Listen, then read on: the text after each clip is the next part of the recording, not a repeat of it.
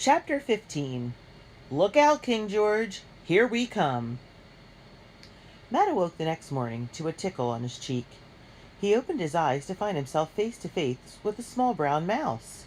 It turned and squeezed itself into a small chink in the wall.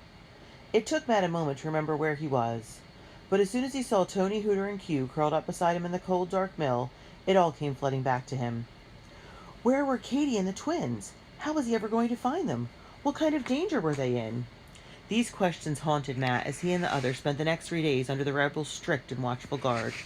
Although the mill was icy cold, Moses built fires when he could, but food was another matter.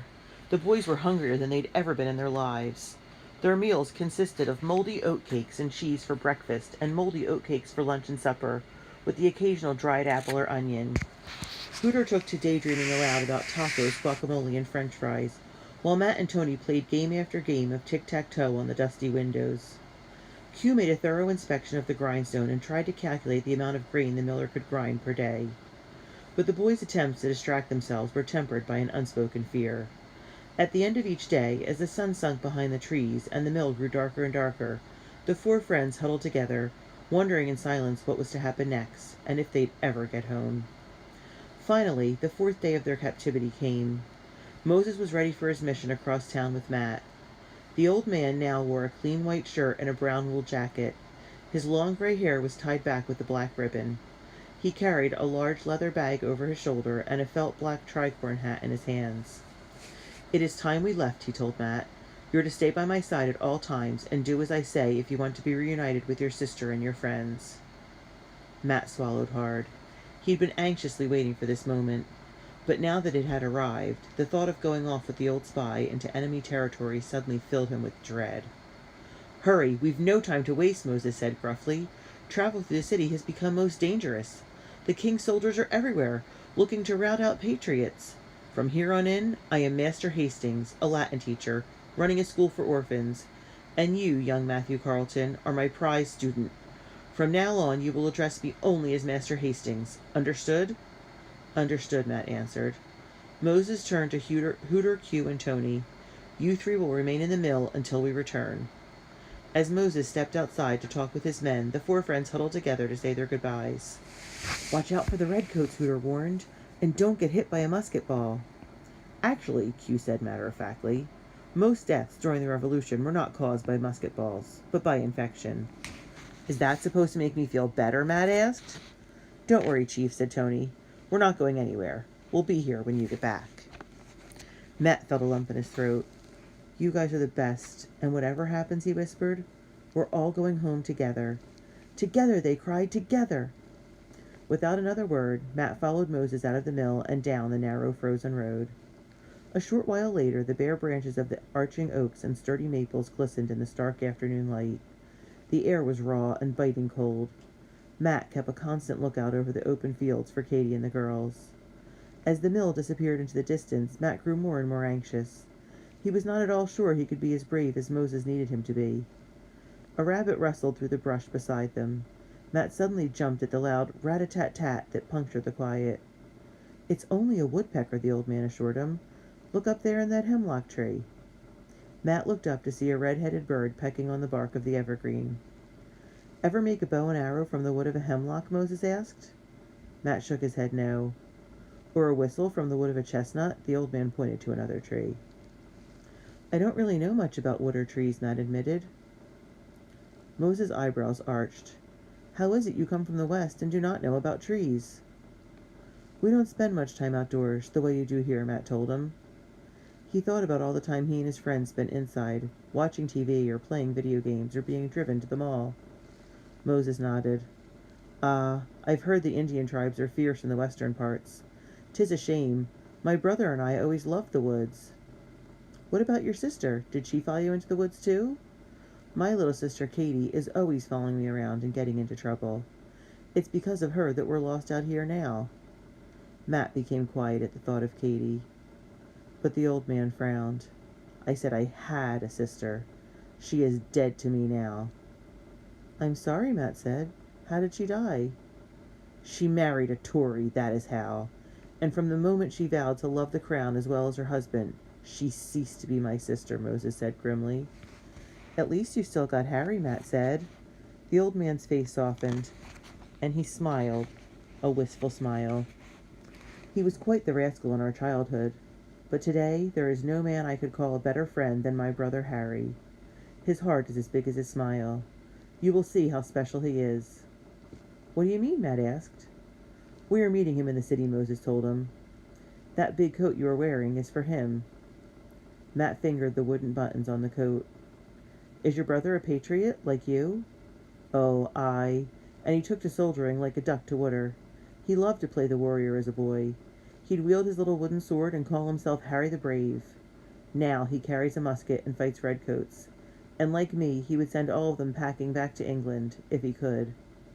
Think of it, Matthew, a country without the tyranny of a king, where every man is free to make his own destiny.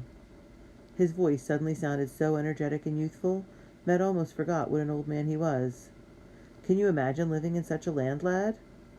Matt smiled to himself. Definitely, he said. Moses laughed. Well, my young friend, it seems you have the vision of a patriot and the spunk of a spy. I knew I had the right boy for the job the moment I laid eyes on you. Matthew, that's a good strong name you've got there. With Harry the Brave joining us, I'll wager we three could set the world right, eh?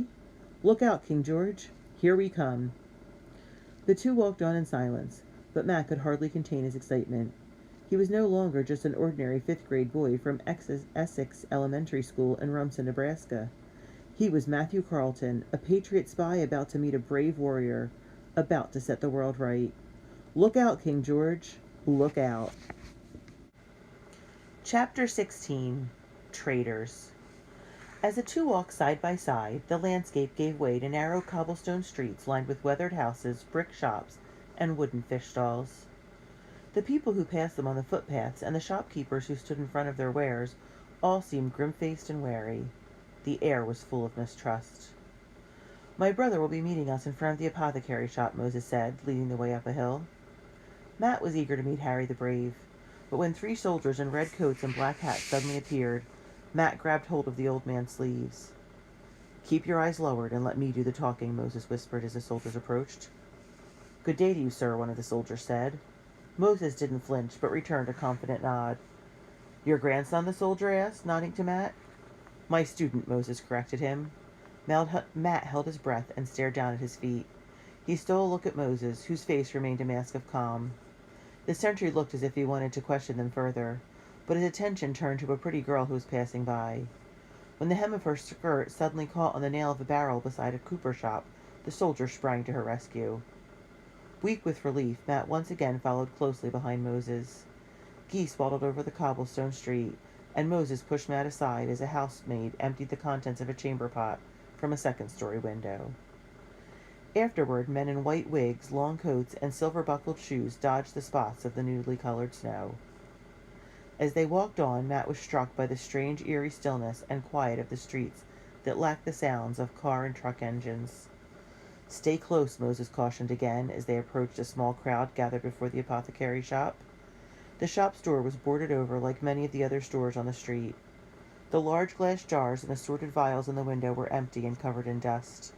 Many patriots had left the city, abandoning their homes and businesses. They waited anxiously as the restless crowd grew larger. A baby cried in her mother's arms. Matt looked down the street. Everyone was straining to see what was happening. They're coming! They're coming! A boy hollered down from the lamppost he had climbed. I want to see the faces of them lobsterbacks so I can spit on them, shouted a man who stood close by. The loud, syncopated slap of leather on stone suddenly rang out in the chill morning air. Matt felt every muscle in his body tighten. What was happening? The people in the crowd held their breath, and then he saw them, the blood-red jackets and high black boots on the well-drilled soldiers marching in step down the middle of the street. People pushed into the footpaths to get out of their way. Murderer! Someone taunted from the crowd. Blasted bloodybacks! Go back home! Another hollered. But if they hoped to get a rise out of the soldiers, they were to be disappointed. The men's chiseled faces above their trim red coats showed no emotion. Their eyes peered neither to the left nor the right, but were locked forward. It was the loud rumble of a wagon's wheels that brought the crowd to a deadly silence. Matt leaned forward to look and was horrified by what he saw, for the wagon was rigged with a wooden frame. Hanging from the bar atop the frame were 3 large butcher's hooks that held the dead bodies of 3 young men. From each of their necks hung a sign painted in bold red letters that said, "Traitor." Matt felt sick to his stomach at the horrible sight. The crowd gasped. An old woman clicked her tongue. "Look at that one in the middle," she said, pointing a gnarled finger. "Even all bloodied you could see what a handsome lad he must have been. 'Tis a crime to see such a fair face end up on the end of a meat hook." "Fair or ugly, the crown would see all patriot faces rot the same in the ground," someone else shouted.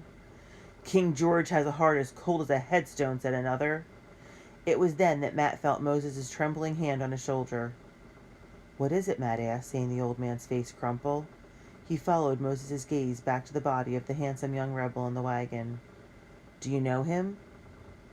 "Aye," Moses whispered. "I know him well, for he is—" His voice cracked as he struggled to get the words out. "My little brother." Moses hung his head. "Oh, Harry, what have they done to you?" he cried. "My God, what have they done?"